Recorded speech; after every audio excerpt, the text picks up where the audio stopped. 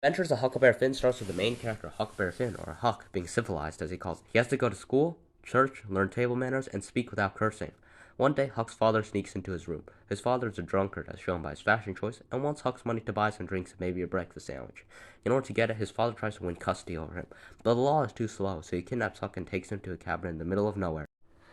Huck gets sick of being left behind for 3 or more days in the cabin, so he fakes his own death and escapes on an island, where he meets Jim, an escaped slave. Jim wants to go to Cairo, Illinois, a free state, so they go on a raft and do stuff together, including having Huck dress up as a girl to get directions to Cairo, getting into debates, etc. However, they get rammed by a steamboat, despite Missouri being an at-fault state, and Jim and Huck get separated. Huck goes to an aristocratic family's house, which is very jumpy and has a lot of guard dogs, and gets taken in there, and it turns out Jim is there too. But after a feud with another aristocratic family leads to a gunfight, Jim and Huck leave.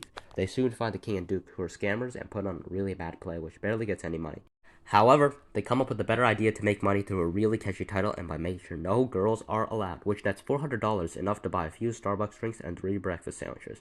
The king and duke continue to find money through the old-timey equivalent of clickbait, but soon find a lead that allows them to commit identity theft, a pretty cool crime. They pretend to be a dead person's next of kin, but the plan goes south after Huck hides their inheritance and the real next of kin shows up. But neither of them can prove they're the real next of kin, so they go to Final Jeopardy and then to the conference to check the answers, which allowed the king, duke, and Huck to make a break for it.